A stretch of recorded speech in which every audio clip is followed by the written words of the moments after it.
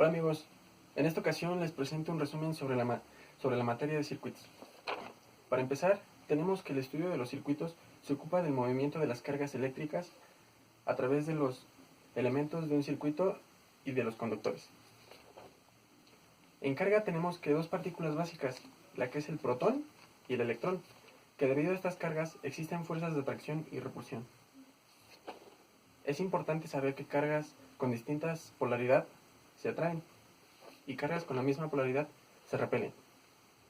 Esto lo podemos determinar mediante la ley de Coulomb, que la tenemos aquí.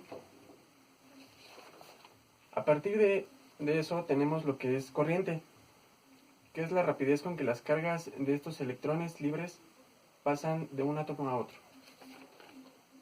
Y se define como la variación con respecto al tiempo, como lo tenemos expresado aquí.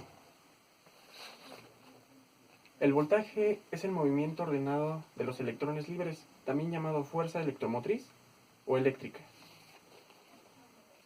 Cuando se aplica una fuerza electromotriz a un circuito, se establece una diferencia de potencial, en el cual el trabajo es por unidad de carga, se expresa como, lo tenemos aquí.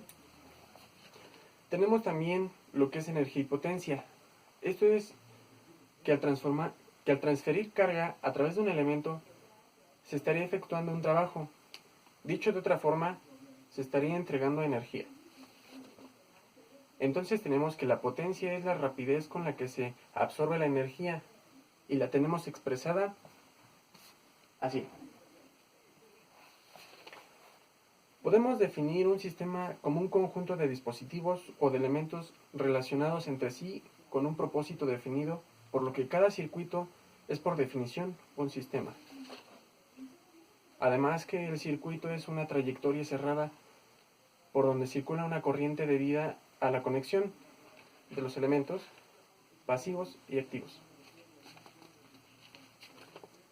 Los elementos del sistema se estudian de elementos cuyo comportamiento queda definido cuando se conocen las variables asociadas a él. A este tipo de elementos se le conoce como elementos concentrados de dos terminales. Esto es porque sus dimensiones físicas son pequeñas a comparación de la longitud de onda de las oscilaciones que sufra. Por otro lado, entendemos que los electrones fluyen de la terminal negativa a la positiva y es llamada corriente electrónica. La corriente convencional es la cual la corriente fluye de un potencial mayor a un potencial menor y que la caída del voltaje en el mismo sentido, según Franklin, como se ve en la caja de dos terminales, como la que tenemos aquí. Si el sentido opuesto indica la corriente fluye con un potencial menor a uno mayor, corresponde a una subida de voltaje y se indicará con un signo contrario al de la caída del voltaje. Sería diferente para acá. Al analizar los circuitos eléctricos, es común hablar de respuesta y excitación, como lo indica en el diagrama, el de aquí, en donde la excitación corresponde a los elementos que entregan energía al sistema. El sistema es el circuito formado por los elementos positivos. Y la respuesta puede ser corriente y o voltaje, y el proceso mediante el cual se determina la respuesta es el análisis del circuito. En los elementos básicos del circuito eléctrico se consideran como elementos ideales los elementos pasivos y activos. Un gran ejemplo de los elementos pasivos es la resistencia. Uno de los de mayor uso en los circuitos.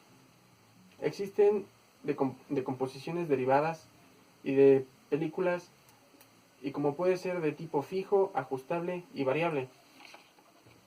Los resistores tienen su valor de resistencia marcado mediante bandas de color, llamado código estándar de colores, y se compone como lo indica aquí el dibujo. La potencia instantánea puede variar desde cero si la corriente de la tensión es en el instante es cero, hasta la potencia pico si la corriente o tensión tienen valores pico en ese instante. Regresando con las resistencias, tenemos de dos, conectadas en serie y en paralelo. Las que están en serie son aquellas en la corriente circula es de la misma magnitud en cada resistencia.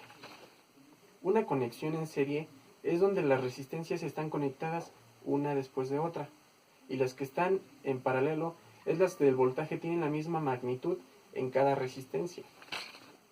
En una conexión en paralelo, las terminales de cada resistencia están conectadas a un par de nodos. Solo les voy a explicar algo de la simbología. En los circuitos es muy común encontrarse los resistores que se encuentran con este símbolo. Están medios en ohms. Aquí también tenemos lo que es un inductor o bobina y su símbolo que se mide en henrys. Un capacitor que es en farads. La inductancia mutua también se mide en henrys. La conductancia en ohms, pero es en ohms a la menos 1, que también puede llamarse ohm.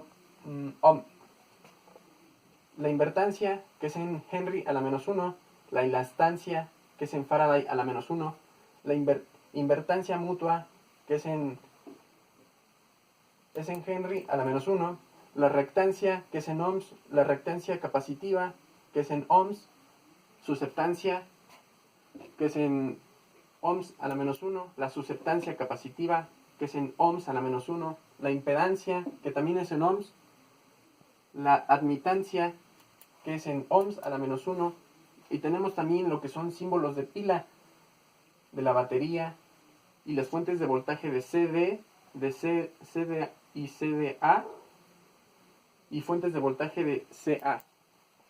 Nos vemos, hasta pronto.